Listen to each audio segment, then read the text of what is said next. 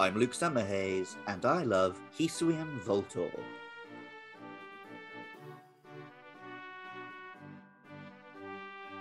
The Pokeball has always been an odd element of Pokemon.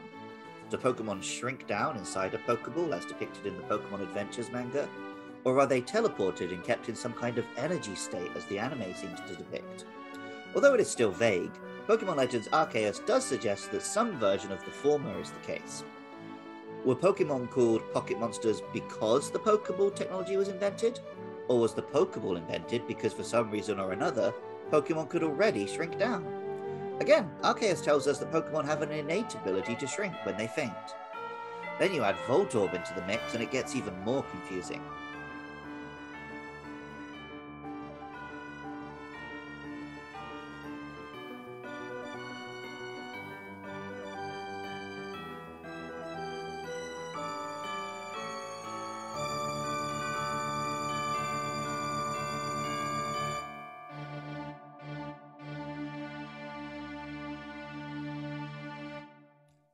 The Pokédex has previously told us that Voltorb just started appearing at the Pokeball factory.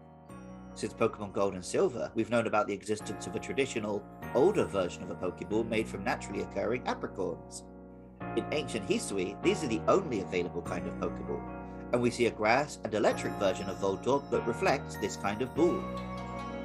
The Pokédex tells us, an enigmatic Pokemon that happens to bear a resemblance to a Pokeball. When excited, it discharges the electric current it has stored in its belly, then lets out a great uproarious laugh. I think Hisuian Voltorb was the first Hisuian form we saw, and made a lot of sense when it arrived on the scene. Before the game's launch, we got to know it through adorable stop-motion videos and images of nice models. Naturally, we immediately asked ourselves if there was also a Hisuian Electrode. Not only is there one, it's one of the game's boss fight mobile Pokemon.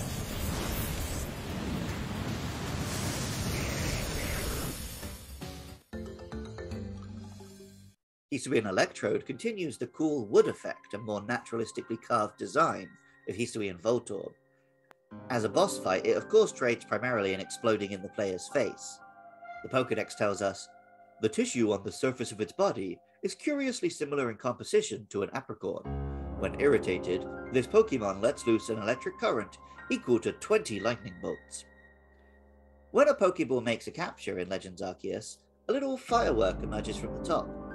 This kind of spherical launch mechanism is the traditional Japanese image of a firework, and is certainly an inspiration for both the ball itself and these Pokemon. There's a big display of historical fireworks at the City Museum here in Nagano. If they were painted half red and half white, and had some eyes drawn on, they'd look just like a Hisuian Electrode. Pokemon has always had a habit of asking more questions than it answers. That's part of what draws me into the world, and makes a podcast like this possible. The historical setting of Pokemon Legends has suggested answers to some questions, but it leaves plenty of room open for shills like me to continue peddling gossip and theories on YouTube. Music for Luke Loves Pokemon is by Jonathan Crony. Artwork for the show is by Katie Groves. Writing, producing, and editing is by me, Luke Summerhaze. Funding is provided by lovely listeners at patreon.com/podcastiopodcastias. I love it when listeners get in touch. Our next episodes will be about Hisuian Typhlosion, and then Hisuian Quillfish.